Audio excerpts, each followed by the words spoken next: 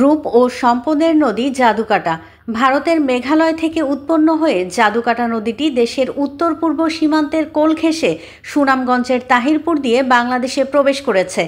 জাদুকাটা নদীটি রক্তি নদী হয়ে জেলার প্রধান নদী সুরমায় এসে মিলিত হয়েছে। জাদুকাটা নদীর এক পারে বারেক টিলা ও অন্যদিকে খাসিয়া পাহাড়। বর্ষায় নদীর বুক দিয়ে প্রবাহিত তীব্র স্রোতধারা আর হেমন্তে শুকিয়ে যাওয়া নদীর বিশাল এলাকা জুড়ে ধুধু বালুচর, এক মনোমুগ্ধকর দৃশ্য। বৈচিত্র্যময় রূপের কারণে পাহাড়ি নদী জাদুকাটাকে দেশের অন্যতম সৌন্দর্যের নদী বলা হয়। 250-টিরও বেশি ডিজাইন অপশন নিয়ে ওয়ালটন স্মার্ট ফ্রিজ, বোঝে আপনার প্রয়োজন। দীর্ঘদিন থেকে জাদুকাটা নদীর পাড় কেটে বালু উত্তোলন করা হচ্ছে, কিন্তু সাম্প্রতিক সময়ে প্রকাশ্যে নদীর পাড় কাটা হচ্ছে, নদী থেকে তোলা হচ্ছে বালু পাথর। বালু লুট করায় নদীর তীরবর্তী পর্যটন স্পট শিমুল বাগান সহ 20 গ্রামের বাসিন্দারা বসতভিটা হারানোর শঙ্কায় উদ্বিগ্ন। একদিকে যেমন বিলীন হচ্ছে বসতভিটা, অন্যদিকে পরিবেশের ওপর পড়ছে বিরূপ প্রভাব। প্রতিবাদ করলে বালু খেকো চক্র মারধর করছে এবং মামলার হুমকি দিচ্ছে স্থানীয়দের। প্রশাসন মাঝে মাঝে অভিযান চালালে সাময়িকভাবে পার কাটা বন্ধ হয়, কিন্তু কয়েকদিন পর আবার শুরু হয় ধ্বংসযজ্ঞ। রাত্রে দিনে গাওয়া নিতেছে বাড়িঘর, গাছ একটু উইতা পড়তেছে ভেঙ্গা ভেঙ্গা। মানুষও কিছু লুবে সুরে বিচ্ছে লেগেছে, বিচ্ছা এদিক থেকে তফাৎ যেত গা, তখন তারা নিবার সে বড় সুন্দর এভাবে নিতেছে।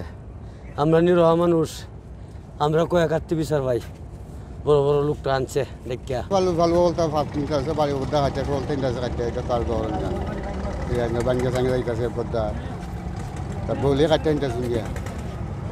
এটা তো আপনার দেখতে শুন, আমরা তো দুর্বল, লেবারও তো দুর্বল। আমরা তো দুর্বল না, এটা আমি লেবারই করি।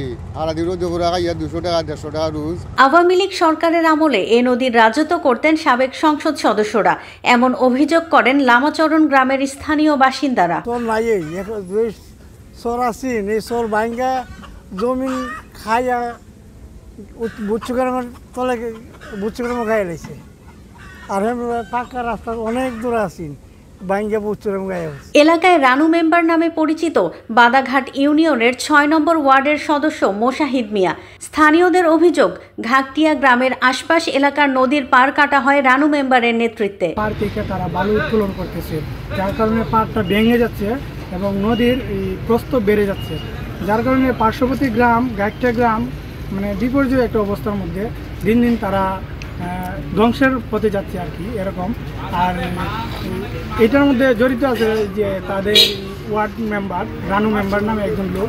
তো আমি প্রশাসনের কাছে দাবি জানাই যে রানু মেম্বার সহ জড়িত যারা আছে, হ্যাঁ, তাদেরকে আইনের আওতায় আনেন এবং এটার একটা ব্যবস্থা করেন। তবে জাদুকাটা নদীর পার কাটার সঙ্গে জড়িত নেই বলে দাবি করেন মোশাহিদ মিয়া ওরফে রানু মেম্বার। আমার মাধ্যমে কাটতেছে বলতেছে, সে বললো যে আমার মাধ্যমে কেমনে কাটতেছে। আর আমি যদি বলি আমার জন্য ওরা কাটতে পারে না, ওই জন্য আমার নাম তোরাইছে।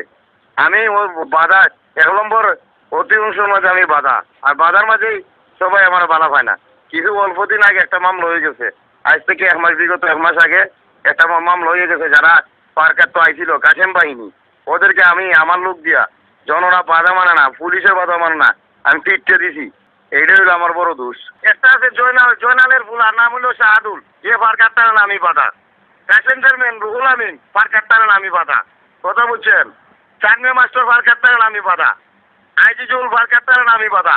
এখন যখন আমি কাটতে পারে না, তখন মনে হয় যে সবাই নাম চড়াইছে আমার, কিন্তু আমি হইলাম মূলত বাধা। প্রতিনিয়ত নদীর তীর কেটে বালু উত্তোলনের ফলে হাওর অঞ্চলের পরিবেশ নষ্ট হচ্ছে বলে মনে করেন সংশ্লিষ্টরা। তাহিরপুর উপজেলা জাদুকাটা নদীতে যেভাবে পরিবেশ ধ্বংস করা হইতেছে, বিশেষ করে গত কিছুদিন যাবৎ আমরা দেখতে পাচ্ছি এই জাদুকাটা নদীতে মানে ডেজার মেশিন, বোমা মেশিন এবং পরিবেশ বিধ্বংসী খনন যন্ত্র ব্যবহারের মাধ্যমে এই জাদুকাটা নদীর যেভাবে পরিবেশ ধ্বংস করা হচ্ছে, এটা মানে বলার আর অপেক্ষা রাখে না। এরপরে বিশেষ করে জাদুকাটার পাড় কেটে বালু উত্তোলন করে এই নদী আজ থেকে 10 বছর আগে নদী কী ছিল, আর এখন তো এই নদী সাগরে পরিণত হচ্ছে এবং এর গভীরতা দিন দিন বাড়তেছে। এইভাবে যদি নদীর গভীরতা বাড়ে, নদীর পাড় কেটে নদীর পরিবেশ ধ্বংস করা হয়, এই নদী আর নদী থাকবে না।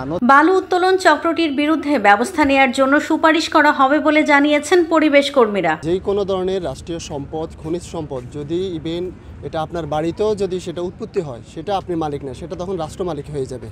সুতরাং আপনি সেটাতে কখনোই মানে নিজ উদ্যোগে আপনি সেটা থেকে কোনোদিনও সম্পদ আহরণ করতে পারবেন না, এটা আইনও নেই। তারা আইনের লঙ্ঘন করতেছে, সুতরাং তাদেরকে আইন অনুযায়ী তাদের বিরুদ্ধে ব্যবস্থা নেওয়া অবশ্যই হবে। অবৈধ বালু উত্তোলন বন্ধ করতে পুলিশ নিয়মিত কাজ করছে বলে জানিয়েছেন পুলিশ সুপার। জেলা প্রশাসন, পুলিশ প্রশাসন এবং আর্মি সহ আমরা জাদুকাটা নদীতে নিয়মিত এখন অভিযান করছি এবং প্রতিদিনই আমরা ভ্রাম্যমাণ আদালতের মাধ্যমে তাদেরকে শাস্তির ব্যবস্থা করছি। এখন আল্লাহর মতো অনেক কমে গিয়েছে। আমরা যেহেতু এটা অবৈধ, আমরা এটা মানে আইনের আওতার মধ্যে না আসা পর্যন্ত এটা আমরা আমাদের অভিযান অব্যাহত রাখব। তবে জাদুকাটা নদীর পার কাটা ও অবৈধভাবে বালু উত্তোলনের ব্যাপারে কথা বলতে রাজি হননি জেলা প্রশাসক ডক্টর মোহাম্মদ ইলিয়াস মিয়া।